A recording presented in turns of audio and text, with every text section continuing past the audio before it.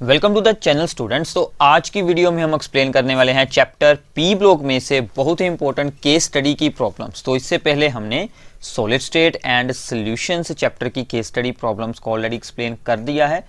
P block elements के chapters के सभी एमसीक्यूज जिसमें कि मैंने आपको 150 प्लस एमसीक्यूज एक्सप्लेन किए हैं, वो भी सभी वीडियोज़ हमारे चैनल पर अपलोड हो चुकी हैं। और इसके अलावा आपको सभी चैप्टर्स के full revision one shot videos भी मिल जाएंगे। ठीक है, वो सभी वीडियोस आप लोग नीचे डिस्क्रिप्शन में से ओपन कर कर देख सकते हैं और अपने सभी फ्रेंड्स के साथ उन्हें शेयर कीजिए। तो आज की इस वीडियो को हम स्टार्ट करते हैं। ठीक है, तो चैनल को सब्सक्राइब ज़रूर कर देना और आप मुझे इंस्टाग्राम पर भी फॉलो ज़रूर कीजिए। अगर कोई भी प्रॉब्लम हो आप मुझे वहाँ पर भी यह पूछ सकते हैं। ठीक है, तो इस वीडियो को शुरू करते हैं। तो हमारी सबसे पहली केस स्टडी प्रॉब्लम है, that is from the group number 15 elements, about the group number 15 elements है ये। तो हम सबसे पहले इसे रीड कर लेते हैं। तो इसमें हमें क्या दिया गया है कि molecular nitrogen comprises 78% by volume of the atmosphere. In the Earth's crust, it occurs as a sodium nitrate, that is called the Chile saltpeter, and the potassium nitrate, that is called the Indian saltpeter. It is found in the form of the proteins in plants and animals. Nitrogen differs from the rest of the members of the groups due to the small size, high electronegativity and high ionization enthalpy and non availability of d orbitals। ये हमारे लिए important है। तो उसने सबसे पहले तो हमें नाइट्रोजन के बारे में कुछ जानकारी दी थी कि उसकी अकरेंस कहाँ कहाँ पर होती है। बाद में उसने बताया कि उसका बिहेवियर बाकी के ग्रुप से कुछ डिफरेंट होता है, क्योंकि due to the small size and high electronegativity, high ionization enthalpy and उसके पास non availability of D orbitals होती है, इसलिए। ठीक है, इसके अलावा उसके पास एक यूनिक एबिलिटी होती है to form the p pi multiple bonds with itself and with the other elements. ठीक है, ऑफ द स्मॉल साइज वो डबल बॉन्ड और ट्रिपल बॉन्ड बना सकता है। ये उसमें एक यूनिक एबिलिटी होती है। ठीक है, इसके अलावा उसने बताया कि heavier elements of this group do not form the P pi bonds. जो इस ग्रुप के हैवियर एलिमेंट्स होते हैं, जो हैवियर एलिमेंट्स मतलब यहाँ पर ये वाले आ जाएंगे, एंटीमनी, बिस्मिथ, आर्सेनिक वगैरह, ये सभी हैवियर एलिमेंट हैं। उनके पास पी पाई बॉन्ड्स बनाने की एबिलिटी नहीं होती, क्योंकि उनका साइज बड़ा हो जाता है ऑर्बिटल्स का, तो फिर अच्छे से वो diffuse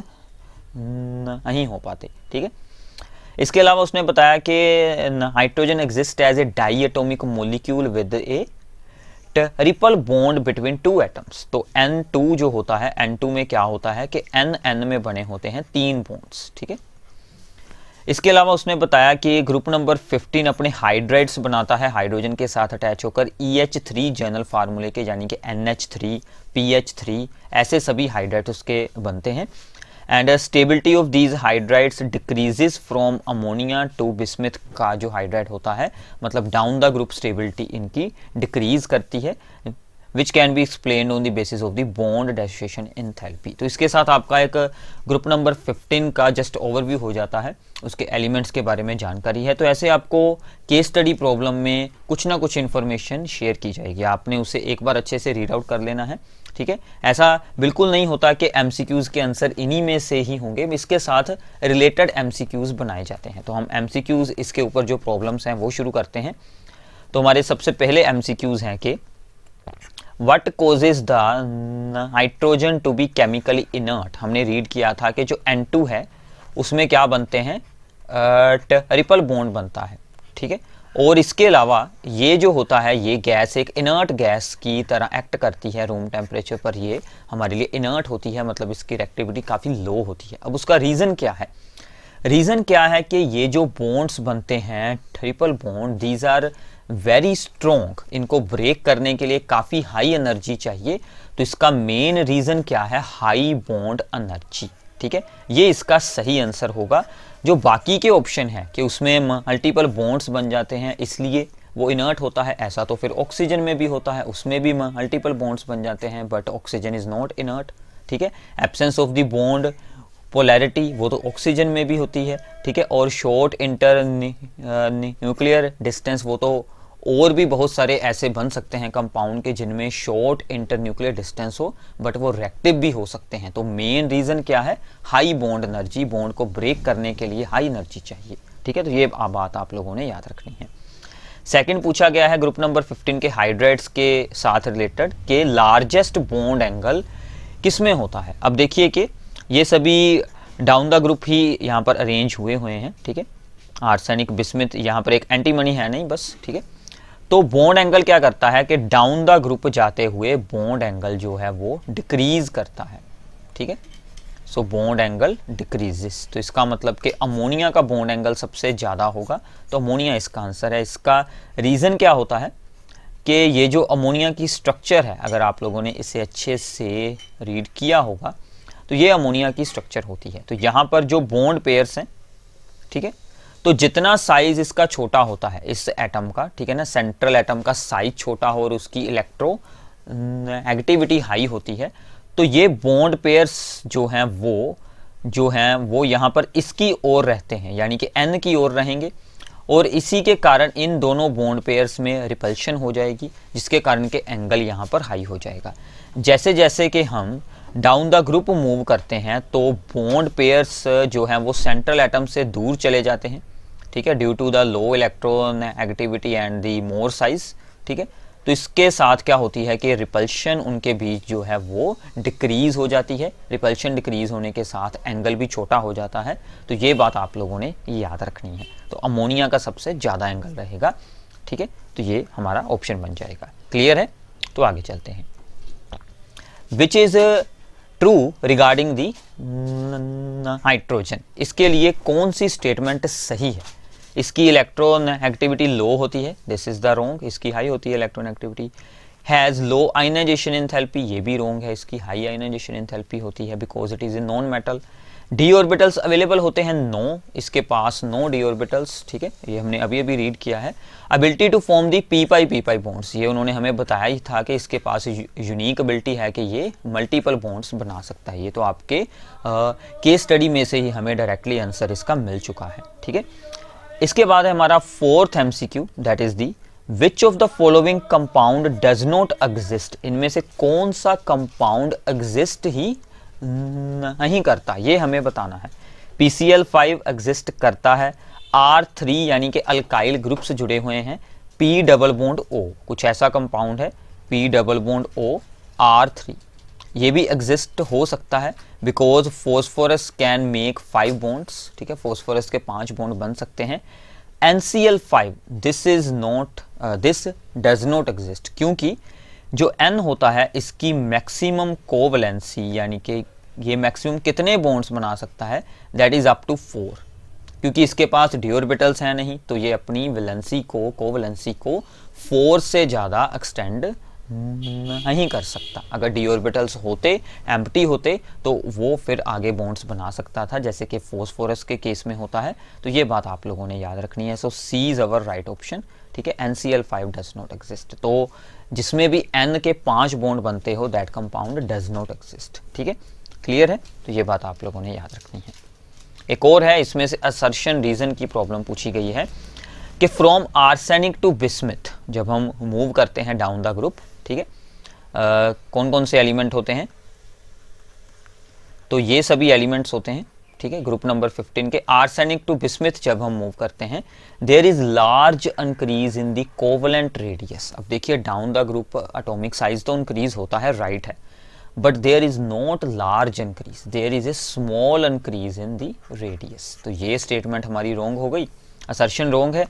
due to the presence of the completely filled d and f orbitals in heavier members, जो हैवियर मेंबर्स आ जाते हैं ये वाले, इनमें डी एंड एफ ऑर्बिटल्स भी फिल हो जाते हैं, जिसके कारण उनका पुअर शील्डिंग इफेक्ट होता है, जिसके कारण के effective nuclear charge increases. This is right. इसी के कारण ही, इफेक्टिव न्यूक्लियर चार्ज इंक्रीज होने के कारण ही एटॉमिक साइज में स्मॉल चेंज ही आता है, ज़्यादा चेंज नहीं आएगा, स्मॉल इंक्रीज आएगा। सो हमारी असर्शन रॉन्ग है, रीज़न इज द करेक्ट। सो हमारा आंसर नंबर 4 इसका आंसर बन जाएगा कि assertion is incorrect but reason is correct. ठीक है, तो ये बात आप लोगों ने याद रखनी है। क्लियर है? तो ये थी हमारी फर्स्ट केस स्टडी प्रॉब्लम। तो आगे चलते हैं, सेकंड केस स्टडी प्रॉब्लम को रीड आउट करते हैं। So this problem is from the CBSE question bank, ठीक है।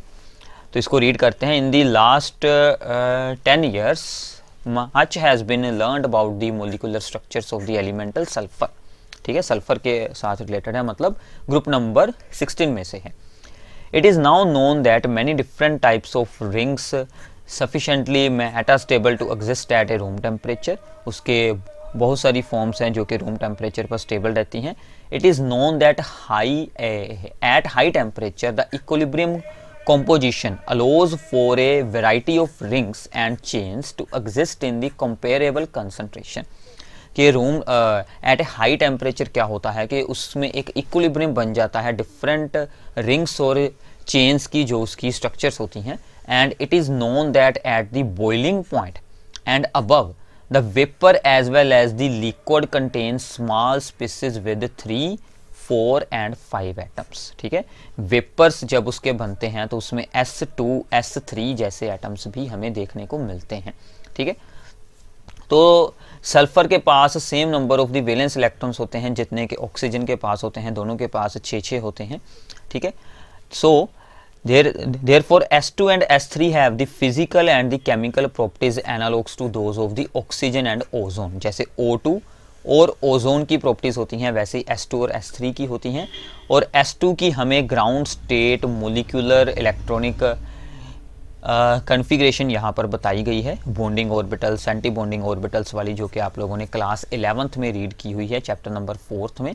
इनको अंडरलाइन हम जरूर रख लेते हैं। पाई स्टार 3px में एक इलेक्ट्रॉन है तो एक इलेक्ट्रॉन अनपेड होता है, ठीक है, याद रख लीजिएगा। S3 that is the thiozone has a well known UV spectrum, इसका UV स्पेक्ट्रम बनाया गया। And it has a bent structure, इसकी बेंट स्ट्रक्चर होती है जैसे कि ओजोन की, SO2 की, H2O की होती है, इन सभी की तरह इसकी भी बेंट स्ट्रक्चर होती है, ठीक है। So the chemistry of two elements sulphur and oxygen differs because sulphur has A pronounced tendency for the catenation. दोनों की केमिस्ट्री अलग है सल्फर एंड ऑक्सीजन की, क्योंकि सल्फर में कैटिनेशन की टेंडेंसी ज़्यादा होती है। The most frequent quoted explanation is based upon the electron structure of the atom, ठीक है, इलेक्ट्रॉनिक स्ट्रक्चर के अकॉर्डिंग इसे एक्सप्लेन किया जा सकता है। Sulphur has low lying unoccupied 3d orbitals and it is widely believed that the 4s and the 3d orbitals of sulfur participate in the bonding in a manner similar to the participation of the 2s and 2p orbitals in the carbon। जैसे कि carbon में 2s and 2p orbitals bond formation में हिस्सा लेते हैं, वैसे ही sulphur में 4s and 3d orbitals bond formation में हिस्सा लेते हैं, ठीक है। तो ये कुछ यूनिक सी इंफॉर्मेशन थी हमारे लिए सल्फर के बिहेवियर के साथ रिलेटेड। अब इसमें से जो प्रॉब्लम्स हमें पूछी गई हैं वो हम अब यहाँ पर रीड आउट करते हैं। क्लियर है? आप लोग यहाँ पर वीडियो को रोककर इसे रीड कर लें अच्छे से, ठीक है। तो सबसे पहली ये हमें असर्शन रीजंस हैं इसमें सभी, इनमें से हमने आंसर चूज करना है। सो क्वेश्चन नंबर 1 है sulphur belongs to the same group in the periodic table as the oxygen. ये तो सही है, both are the elements of the group number 16, ठीक है। Sulphur S2 has properties analogues to O2, ये भी सही है, हमने अभी भी रीड किया है, उसने हमें बताया था कि S2 की प्रॉपर्टीज O2 के साथ, S3 की प्रॉपर्टीज O3 के साथ। सो दोनों सही हैं, but reason is not any explanation for the assertion. Assertion अपनी जगह सही है बट इसकी कोई एक्सप्लेनेशन तो है नहीं है, क्योंकि वो तो सेम ग्रुप में बिलोंग करते हैं, उसकी एक्सप्लेनेशन हम क्या होगी यहाँ पर। इसका मतलब B is the right option. तो इसका ऑप्शन क्या बनेगा? B is the right option, क्योंकि both are correct but reason is not the correct explanation for the assertion, ठीक है। दोनों सही हैं बट कुछ एक दूसरे के साथ कुछ रिलेशन नहीं है, सो देयरफॉर B। क्लियर है? ठीक है। आगे है सेकंड कि थायोजोन, अभी अभी हमने रीड किया, थायोजोन क्या है? S3 has a bent structure like ozone. ये सही है, उसने हमें बताया ही हुआ था कि जो इसकी स्ट्रक्चर भी ओजोन, SO2, H2O की तरह बेंट स्ट्रक्चर होती है, सही है, ठीक है। अब देखिए ozone has a lone pair which makes the molecule bent, ये भी सही है। ओजोन की स्ट्रक्चर अगर आप लोग ऐसे इसे बनाकर देखेंगे कुछ ऐसी होती है, यहाँ पर एक पड़ा होता है लोन पेयर, ठीक है, तो इसके पास होता है लोन पेयर, इसके कारण इसकी स्ट्रक्चर बेंट होती है, ये भी सही है। अब यहाँ पर ध्यान क्या रखना है, ठीक है। ये ओजोन का रीजन बताया गया है, नॉट फॉर द थायोजोन, ठीक है। तो इसका मतलब ये इसकी एक्सप्लेनेशन नहीं है, ठीक है। दोनों सही है अपनी जगह पर, but reason is not the explanation for the assertion, क्योंकि इसमें ओजोन का रीजन बताया गया। अगर यहाँ पर ओजोन की जगह पर थायोजोन का रीजन बता देते तो ये इसका ही रीजन बन जाता। दोनों अपनी जगह सही है, but so therefore B is the right answer कि नॉट एक्सप्लेनेशन, बट दोनों अपनी जगह पर करेक्ट स्टेटमेंट्स हैं।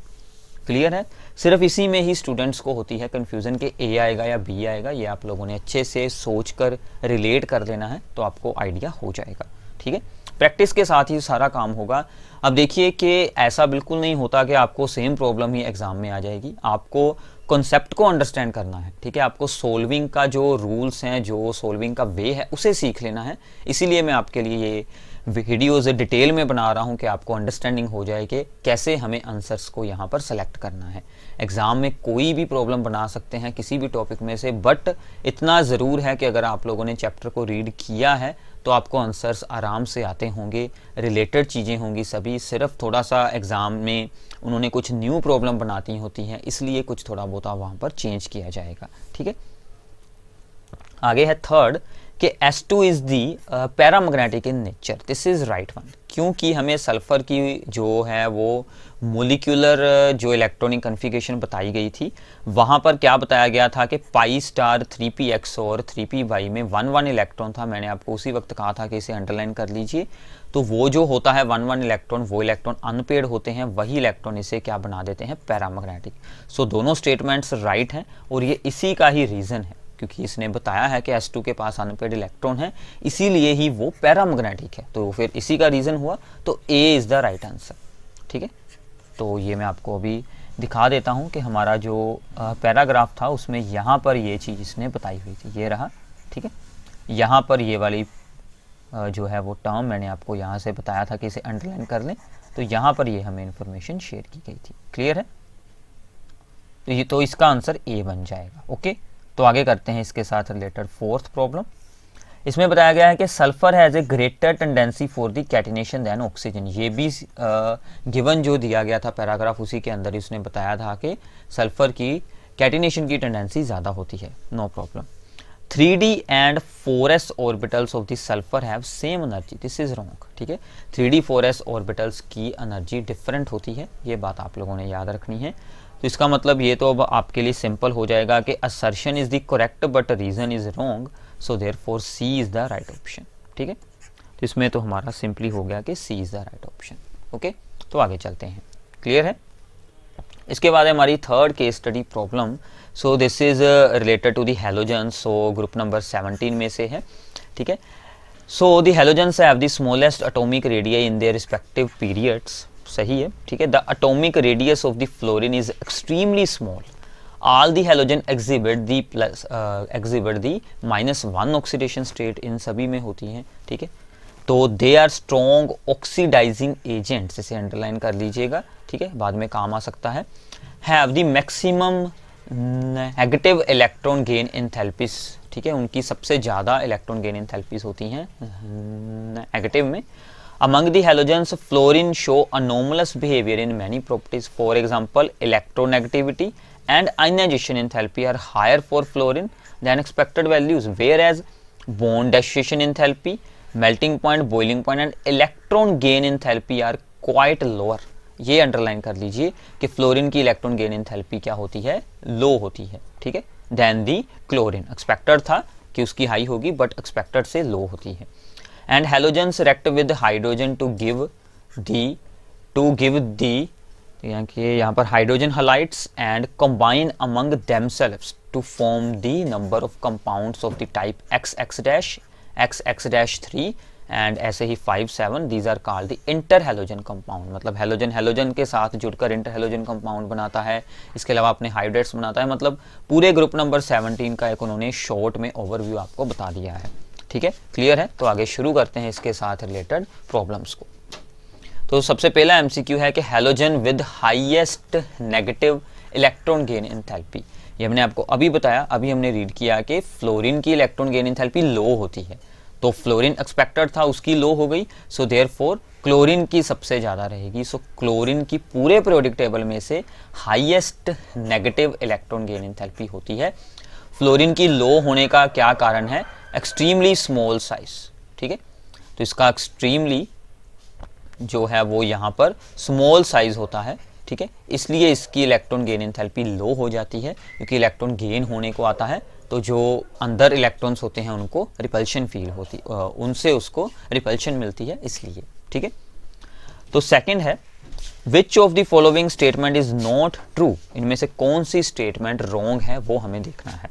Among halide ions iodide ion is the most powerful reducing agent. अब देखिए हमने अभी भी क्या रीड किया है, ये है फ्लोरीन, क्लोरीन, ब्रोमीन, आयोडीन, ठीक है। ये इलेक्ट्रॉन गेन करते हैं, ये इलेक्ट्रॉन गेन करते हैं, so therefore these are the strong oxidising agents, ठीक है।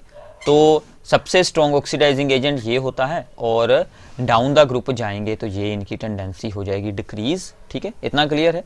अब उसने आयंस के बारे में हमसे पूछ लिया, इससे ऑपोजिट इनके आयंस बना लें। अब आयंस ने तो ऑलरेडी इलेक्ट्रॉन गेन किए हुए हैं, इनका बिहेवियर तो अपोजिट हो जाएगा। सो देयरफॉर ये जो आई है, ये जो आयोडाइड आयन है, सो this is the strong reducing agent, मतलब ये इलेक्ट्रॉन जल्दी किसी को दे सकता है among the halogens, among the halide ions, ठीक है। तो आयन बनने के बाद वो ऑक्सीडाइजिंग से रिड्यूसिंग एजेंट बन जाएंगे, ठीक है। और उसी के अकॉर्डिंग जो आयोडीन, जो कि वीक ऑक्सीडाइजिंग एजेंट है इस साइड पर, वो क्या बन जाएगा? वो स्ट्रॉन्ग रिड्यूसिंग एजेंट बन जाएगा। This is the right statement, ठीक है। Fluorine is the only halogen which does not show the variable oxidation state, this is right. वो सिर्फ -1 दिखाता है इन ऑलमोस्ट उसके सभी कंपाउंड्स में, कोई एक आधी एक्सेप्शन हो सकती है।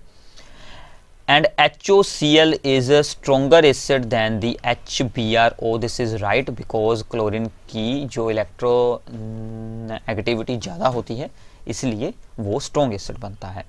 HF is stronger acid than HCl, this is the wrong. So D हमारा यहाँ पर आंसर है, क्योंकि HF का बॉन्ड स्ट्रॉन्ग होता है, HCl का बॉन्ड वीक होता है, सो HCl is stronger acid. So down the group जाएंगे एसिडिक स्ट्रेंथ इंक्रीज होती है, HI सबसे स्ट्रॉन्ग एसिड होता है, ठीक है, क्लियर है। तो आगे चलते हैं। थर्ड है कि which among the following factors is the most important in making the fluorine the strongest oxidising agent.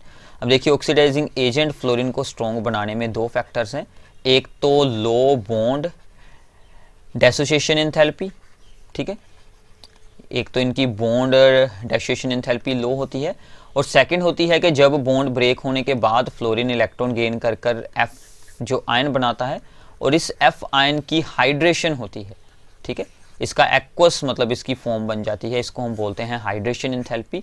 इसकी हाइड्रेशन एंथैल्पी काफ़ी हाई होती है, तो ये इसका मेन रीज़न है कि इसकी हाइड्रेशन एंथैल्पी काफ़ी हाई है।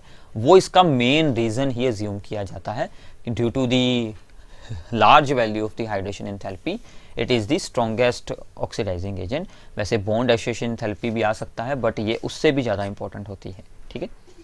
विच among the following is most reactive, तो जो इंटर हैलोजन कंपाउंड्स होते हैं, जब कोई हैलोजन हैलोजन के साथ ही अटैच होता है, ये जो उन्होंने हमें बताया गया था, सो ऐसे जितने भी कंपाउंड्स बनेंगे जैसे ICl, ClF, ClF3, ठीक है, IF5, ये सभी इंटर हैलोजन कंपाउंड्स हैं। These are always more reactive than the halogens except fluorine.